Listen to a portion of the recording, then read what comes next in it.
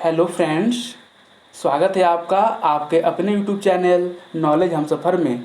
तो फ्रेंड्स, आज का वीडियो काफ़ी शानदार रहने वाला है। आज डिस्कस करेंगे the earth in the solar system के एक्सरसाइज के क्वेश्चंस। जी हाँ फ्रेंड्स, उन सारे क्वेश्चंस को हम अच्छे तरीके से करेंगे, जिसमें शॉर्ट टाइप आंसर क्वेश्चंस हैं, फिल इन द ब्लैंक्स हैं एंड ऑब्जेक्टिव क्वेश्चंस हैं। इन तीनों को हम लोग अच्छे से करेंगे। तो चलिए स्टार्ट करते हैं इस वीडियो को अपने ध्येय वाक्य से। नॉलेज हम सफ़र, एक सफ़र सफलता की ओर। तो देख लेते हैं, आप भी अपने नोटबुक को खोल लीजिए और जो भी मैं कुछ एक्स्ट्रा फैक्ट बोलूं, आंसर बताऊं, तो आप उसे नोट कर लीजिए। चलिए, तो फ्रेंड्स आज हम डिस्कस करेंगे सबसे पहले शॉर्ट आंसर टाइप क्वेश्चंस को। तो पहला क्वेश्चन है कि how does a planet differ from star. यदि आपने मेरे लेक्चर जो लेक्चर 1 लेक्चर 2 को मैंने अपलोड किया है, यदि आपने उसे देखा होगा तो आप इस क्वेश्चन को आसानी से कर लीजिएगा। तो ऐसे मैं फिर से बता देता हूँ कि जो स्टूडेंट अभी नहीं देखे हैं या फिर इस क्वेश्चन को नहीं कर पा रहे हैं उनके लिए, तो आपको एक तरफ लिखना है स्टार, एक तरफ लिखना है प्लैनेट, और दोनों का डिफरेंस बताना है। देखिए, तो स्टार क्या है, तो आपको लिखना है, तो फ्रेंड्स स्टार क्या है, तो star is a celestial body which have it's on heat and light. यानी स्टार का अपना हीट और लाइट होता है। जबकि प्लैनेट क्या है, planet is also a celestial body which does not have it's on heat and light. इसमें लिखना है कि which does not have it's on heat and light. तो मैंने आपको आंसर बता दिए स्टार और प्लैनेट के बीच में डिफरेंस। एक एग्जांपल आप स्टार का लिख दीजिएगा, वो एग्जांपल हो जाएगा, वो हो जाएगा सन, और एक प्लैनेट का एग्जांपल आप लिख दीजिएगा, वो प्लैनेट का एग्जांपल हो जाएगा अर्थ। या फिर आप मार्स भी लिख सकते हैं, जुपिटर लिख सकते हैं, सैटर्न लिख सकते हैं, जो आपको लिखना है वो लिख सकते हैं। तो फ्रेंड्स, ये हो गया आपका प्लैनेट और स्टार के बीच में डिफरेंस। नेक्स्ट प्रश्न देखते हैं कि what is meant by solar system. Solar system से आप क्या समझते हैं। तो सोलर सिस्टम क्या है, solar system is amalgamation of, या फिर लिख सकते हैं collection of sun, planet, satellite, asteroid and meteors. मैं फिर से बोल देता हूँ कि सोलर सिस्टम क्या है, solar system is amalgamation of, यानी कि कलेक्शन ऑफ हो सकते हैं। Solar system is collection of sun, planet, satellite, asteroid, meteoroids, ठीक है, and that system is known as solar system. तो सोलर सिस्टम का डिफिनेशन हो गया। और यहाँ पे आप सोलर सिस्टम को आप एक पिक्चर से भी दिखा सकते हैं कि सोलर सिस्टम में कौन कौन सी चीज़ें आती हैं। जैसे सोलर सिस्टम में सन आता है, ठीक है, साथ ही साथ सन के चारों ओर कौन घूमता है मेरे दोस्त, वो प्लैनेट घूमता है, उसको आप दिखा सकते हैं कि प्लैनेट है। और प्लैनेट के चारों ओर कौन घूमता है, तो प्लैनेट के चारों ओर सैटेलाइट घूमता है, ठीक है। और जो सोलर सिस्टम का हेड कौन है, तो सोलर सिस्टम का हेड है जो, वह है सन। इसे आप मेंशन यहाँ पे कर सकते हैं, sun is the head of solar system. यानी मैं फिर से बोल देता हूँ कि Bharat domain by solar system.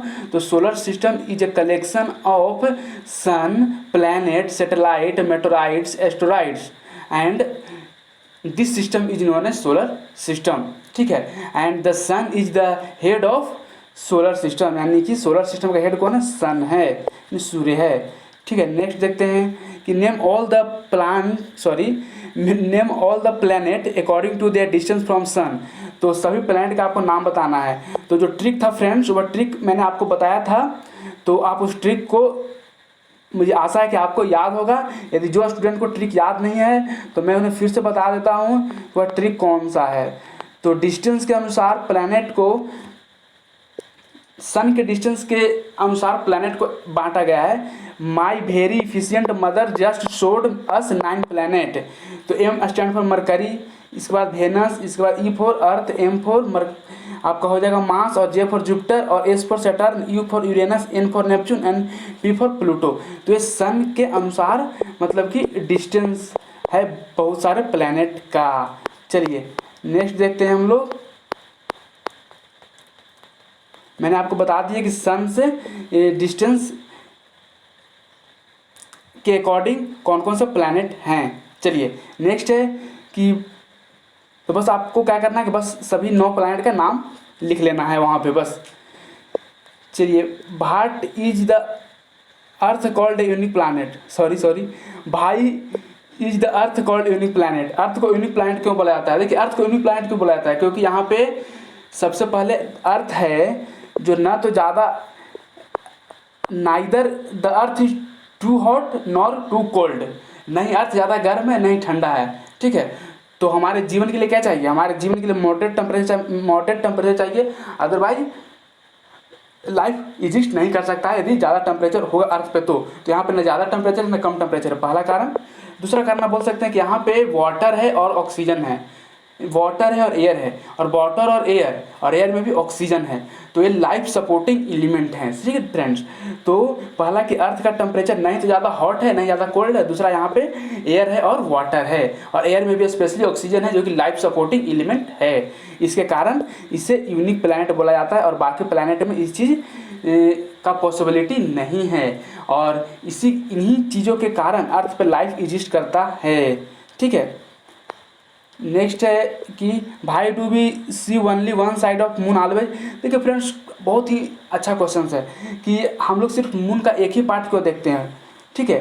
तो मून का हम लोग एक ही पार्ट इस चलते देखते हैं क्योंकि ये हमारा अर्थ है, ये हमारा मून है, ठीक है। तो जो अर्थ का जो रोटेशन, देखिए एक शब्द आता है रोटेशन यदि कहे तो आप सिंपल ले सकते हैं कि ये अर्थ का एक्सिस है जो कि 23.5 डिग्री पर झुका हुआ है और इसी एक्सिस पे घूम रहा है, ठीक है, इसको बोलते हैं रोटेशन। तो जो अर्थ का रोटेशन का जो स्पीड है और जो मून का जो रिवोल्यूशन का जो स्पीड है वह दोनों इक्वल है। तो आप सोच सकते हैं कि हम यहाँ पे खड़ा हैं, ठीक है, और हम उसी गति से घूम रहे हैं जिस गति से चंद्रमा घूम रही है, तो हमें हमेशा क्या होगा, एक ही पार्ट दिखाई देगा। बस सिंपल लॉजिक ये है कि हम लोग मून का सिर्फ एक ही पार्ट इस चलते देखते हैं क्योंकि the speed of the rotation of the earth is equal to the speed of the revolution of the moon, hence we see only one part of the moon. चलिए, नेक्स्ट क्वेश्चन फ्रेंड्स वह है what is universe. Universe क्या है, ठीक है friends. तो universe is a collection of various Galaxy. Universe क्या है?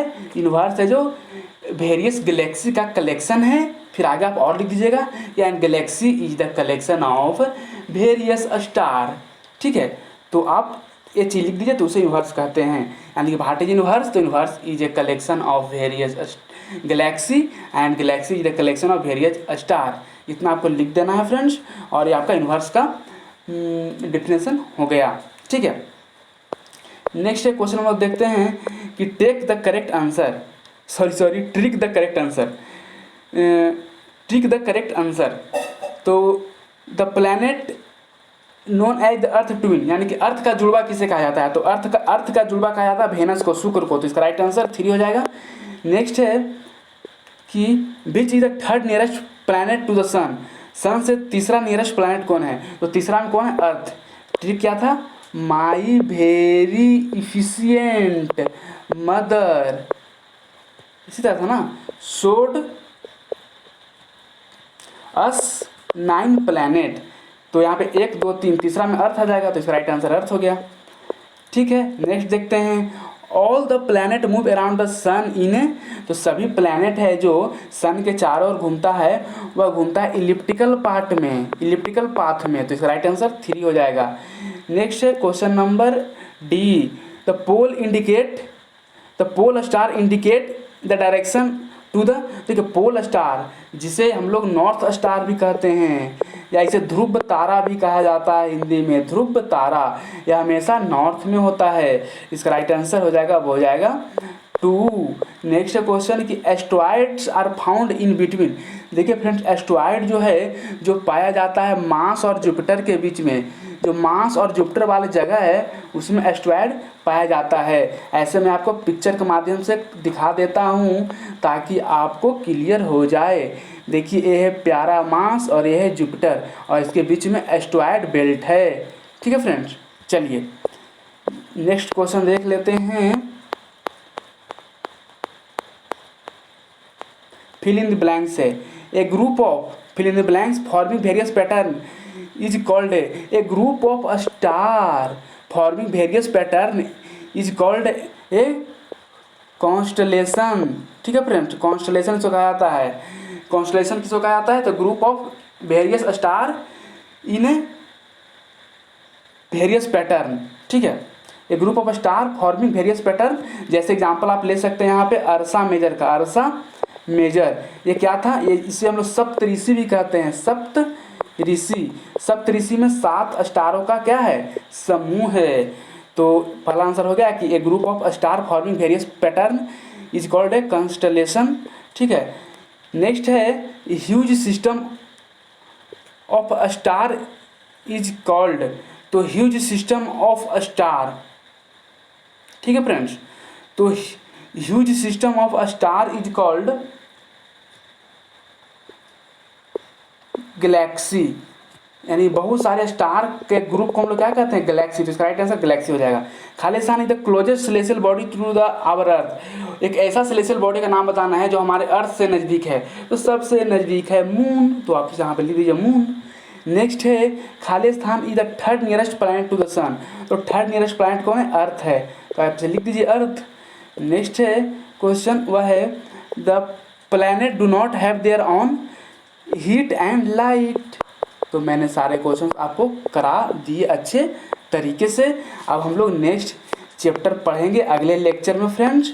बाकी यदि आपको और भी कुछ प्रॉब्लम है तो आप कमेंट बॉक्स में कमेंट कर दीजिएगा, मैं उस प्रॉब्लम को सुलझाने की कोशिश करूँगा। जैसे आप देख सकते हैं कि मैंने बताया था कि जो प्लैनेट का जो प्लैनेट है जो किस पाथ पे सन को रिवॉल्यूशन करता है, तो सन को देख रहे हैं आप, ये क्या है? एक तरह से इलिप्स है, सर्कुलर ऐसे होता है, ठीक है फ्रेंड, जो सर्किल होता है यहाँ पे इसका सेंटर से सरकमफेरेंस पे यानी कि परिधि पे उसके जो डिस्टेंस है यानी रेडियस उसका हमेशा इक्वल होता है, लेकिन यहाँ पे उसका रेडियस इक्वल नहीं है। आप देख सकते हैं यहाँ पे यदि हम प्लूटो की बात करें तो इसका रेडियस यहाँ पे इतना है और यहाँ पे इतना है, तो देख सकते हैं कि ये वाला ज़्यादा बड़ा है और ये वाला छोटा है। तो इस तरह के स्ट्रक्चर को हम लोग क्या बोलते हैं? इस तरह के शेप को हम लोग क्या बोलते हैं? तो हम लोग को बोलते हैं इलिप्स। तो यह इलिप्टिकल पाथ में ऑर्बिट करता है। चलिए यहाँ पे मैंने ऑलरेडी सारा कुछ डिस्कस आपको कर दिया। अब कल हम लोग पढ़ेंगे दूसरा topic, globe, latitude and longitude. इस कंसेप्ट को हम इतने आसान तरीक़ा से पढ़ेंगे फ्रेंड्स कि आप मेरे लेक्चर को देख करके 1 से 2 बार आप देख लीजिए, इसके बाद तीसरे बार आपको बुक पढ़ने की कोई ज़रूरत ना पड़ेगी, ये हमारा वादा है। तो चलिए, thanks for watching this video. और at the end of this video फिर से एक छोटी सी रिक्वेस्ट, यदि आप मेरे चैनल पर नए हैं तो इस चैनल को सब्सक्राइब कीजिए, इस वीडियो को लाइक कीजिए और अपने दोस्तों के साथ शेयर कर दीजिए। तो चलिए friends, thanks for watching this video. जय हिंद।